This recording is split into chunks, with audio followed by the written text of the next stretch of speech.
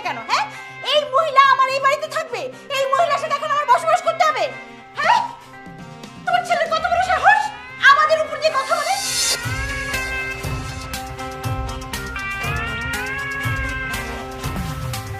এই যে তোমার মা বলা নাই কনে হুট করে বাড়িতে এসে উঠেছে, তা আবার আমার শত্রুপক্ষের মেয়েকে নিয়ে।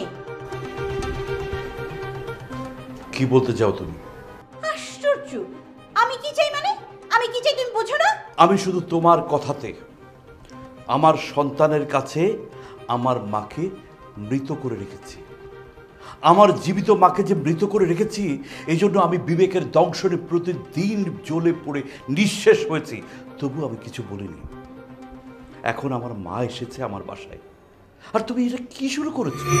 ও, তোমার কথা মতো বোঝা গেল যে আমি এই বাসায় একটা ঝামেলা, তাই না? কোনো সমস্যা নেই, কাল সকালে তুমি আমাকে এই বাড়ি থেকে বের করে দিও, আর তুমি তোমার মাকে নিয়ে এই বাড়িতেই বসবাস করো। আমি কি তোমাকে কাল সকালে বের হয়ে যেতে বলেছি? আর আমি কি কখনো তোমাকে খারাপ কিছু বলেছি? হ্যাঁ, আমি তো তোমার ভালোর জন্য, তোমার সন্তানের ভালোর জন্য ওই কূটনৈতিক মহিলার কাছ থেকে আমি দূরে থাকতে বলেছি। খবরদার, আমার মাকে নিয়ে আর একটা বাজে কথা বলবে না। এতদিন ধরে আমি তোমার সব কথা শুনেছি, সব কথা সহ্য করেছি। এখন থেকে আমি বলবো, তুমি শুনবে। ও বাবা, মাকে পেয়ে এত পরিবর্তন হয়ে গেল, একদম কথাই চেঞ্জ হয়ে গেল। আমার মা 22 বছর ধরে আমার বাসায় আসে না। মনে করেছো আমার কষ্ট হয় না? অনেক কষ্ট হয়।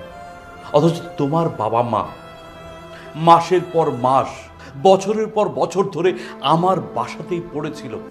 কি বললা তুমি? এটা কি বললা? এত বড় একটা কথা আমাকে বলতে পারলা? হ্যাঁ, আমার বাবা মাকে নিয়ে তুমি খোটা দিলা? আরে আমার বাবা মা তো তোমাকে ভালোবাসে, আর তোমাকে বেশি ভালোবাসে বলেই তো তোমার বাসায় এসে দিনের পর দিন পড়ে থাকতো, আর এটা নিয়ে তুমি আমাকে এত বড় একটা খোটা দিয়ে কথা বললা? না, তোমার বাবা মা কোনোদিন আমাকে ভালোবেসে এই বাসায় আসেনি। তারা এসেছে শুধুমাত্র তাদের স্বার্থ সিদ্ধি করার জন্য। মনে করেছো আমি বুঝি না? এত বড় অপমান আমার মুখের উপরে! হ্যাঁ? এত বছর পরে আমার বাসায় এসে আগুন জ্বালাতে! তুমি কি ভেবেছো আমি কিচ্ছু বুঝি না? তুমি আমাকে অপমান করবে আর আমি সব মুখ বুঝে সহ্য করবো? আমিও ছাড়বো না, আমিও দেখে নেব কত ধানে কত চাল। হ্যাঁ? মা আসার সাথে সাথে চেঁচাচ্ছি। দাদিমা, চুমকি, এটা হলো তোমাদের এখন থেকে বেডরুম, তোমরা এখানেই থাকবে, ঠিক আছে? না দাদু ভাই, অনেক বড় আশা নিয়ে আসছিলাম। তোমার চেহারাটা এক নজর দেখমু, আমার পোলার চেহারাটা এক নজর দেখমু, কিন্তু এইখানে আয়সা যখন জানতে পারলাম আমারে তারা অনেক আগে মাইরা ফেলাইছে, তখন আর এই বাড়িতে থাকার কোনো ইচ্ছা আমার নাই। তুমি কি বলতেছো দাদি? ঠিকই কইতাছি দাদু ভাই, কালকা সকালে আমি চুমকিরে নিয়ে বাড়িতে যামুকা। না দাদি, আমি না বলা পর্যন্ত তুমি এই বাসা থেকে বের হইতে পারবা না। যেমনে করে কইতেছেন মনে হয় আপনি দাদির প্রেমে পড়ে গেছেন। দাদি তোমার নিয়ে নতুন করে সংসার করতে চায়। তুই চুপ করতো। দুনিয়াতে আগুন লাগানোর মানুষ অনেক আছে, কিন্তু আগুন নিবানের মানুষ নাই। কে কইছে আগুন নিবানের মানুষ নাই? তোমার আগুন নিবানের মানুষ তোমার সামনেই দাঁড়ায় আছে। বাহ, তুমি তো অনেক সুন্দর করে কথা বলো চুমকি। আচ্ছা যাই হোক, তুমি গ্রাম থেকে জার্নি করে আসছো, রেস্ট নাও, খাওয়া দাওয়া করো, আবার পরে কথা হবে।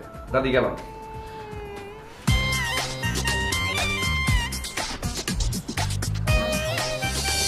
তোমার নাতি কিন্তু হ্যাপি হ্যান্ডসাম। তোমার নাতির দেখে আমি ক্রাশ খাইছি। কি খাইছ? কি রে, তুই না একটু আগে আমার লগে রাস্তায় ভাত খাই আসলি, এখন আবার কি আজে বাজে জিনিস খাইছ? এত পেট খারাপ করবো নি? আরে দাদি, ওটা তুমি বুঝবা, বাদ দাও।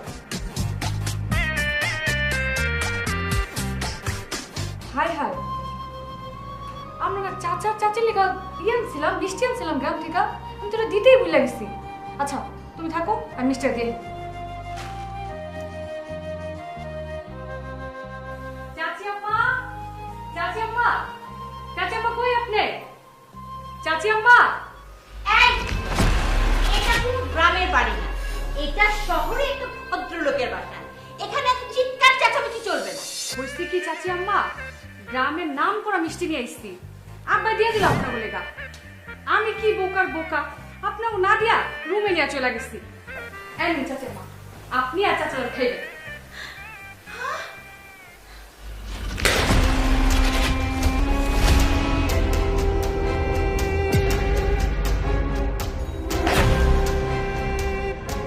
এই এই, তুমি কি করে ভাবলে? হ্যাঁ, এই গ্রাম থেকে আনা মাটির হাড়িতে নোংরা মিষ্টিগুলি আমি খাবো?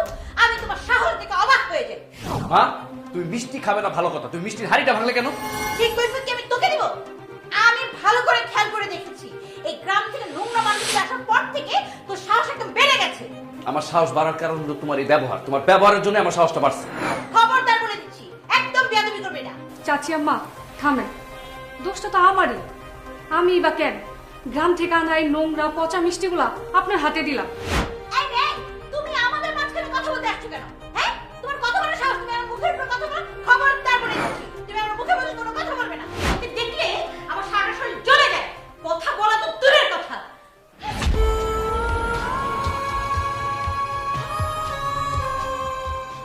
চুমকি, তুমি আমার মার কথা কিছু মনে করো না, আমার মার মাথা সবসময় গরম থাকে বুঝছো, উল্টাপাল্টা বকতেই থাকে, কিছু মনে করো না। হ্যাঁ, আমি কিছু মনে করি নাই, কিন্তু এই মিষ্টিগুলা না নষ্ট করলেও পারতো।